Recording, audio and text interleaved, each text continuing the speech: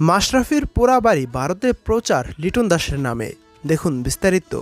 ছাত্র জনতার গণ অভ্যুত্থানের মুখে সাবেক প্রধানমন্ত্রী শেখ হাসিনা বাংলাদেশ ছেড়ে পালানোর পর আওয়ামী লীগের মন্ত্রী, এমপি ও নেতাকর্মীদের বাড়িতে হামলা করে দুর্বৃত্তরা।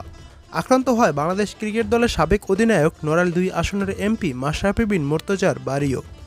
যদিও সোশ্যাল মিডিয়ায় ছড়িয়ে পড়ে বাড়ি পুড়িয়ে ফেলা হয়েছে ক্রিকেটার লিটন কুমার দাসের।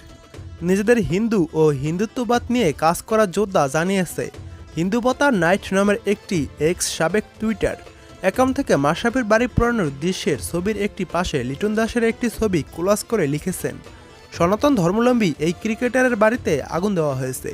পোস্টটি ইতিমধ্যে মিলিয়ন মানুষ দেখে ফেলেছে। লিটনের নামে মাশরাফির বাড়ি পোড়ার ছবি ও ভিডিও সামাজিক যোগাযোগ মাধ্যমে ভাইরাল হয়ে যায়। এতে অনেকে সামাজিক যোগাযোগ মাধ্যমে বিষয়টির তীব্র নিন্দা জানান। বাংলাদেশের মানুষ সম্পর্কে বিরূপ মন্তব্য করেন, যদিও পরে দেশটির অনেক মিডিয়া সত্যটি তুলে ধরে।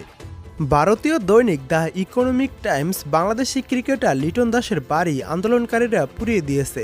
ভাইরাল ভিডিওর পেছনে সত্যিটা এখানে শিরোনাম করা প্রতিবেদনের সত্যি ঘটনাটি জানিয়েছে। লিখেছেন, পুড়তে থাকা বাড়ির যে ছবি ছড়িয়ে পড়েছে সেটি লিটন দাসের নয়, মাশরাফির বাড়ি।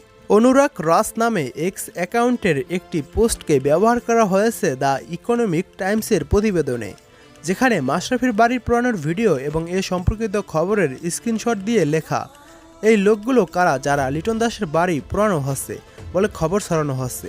ভুয়া খবর ছড়ানো বন্ধ করুন। এটা নড়াইল 2 আসনের এমপি মাশরাফি মুর্তজার বাড়ি। তিনিও সাবেক বাংলাদেশি ক্রিকেটার। এদিকে ফ্যাক্ট চেকার প্রতিষ্ঠান ফ্যাক্ট ওয়াচ জানিয়েছে, লিটন দাস নয়, বরং বাংলাদেশ ক্রিকেট দলের সাবেক খেলোয়াড় মাশরাফি বিন মুর্তজার বাড়িতে আগুন দেওয়া হয়েছে। তিনি ধর্মীয়ভাবে মুসলিম এবং আওয়ামী লীগের দলীয় সংসদ সদস্য ছিলেন।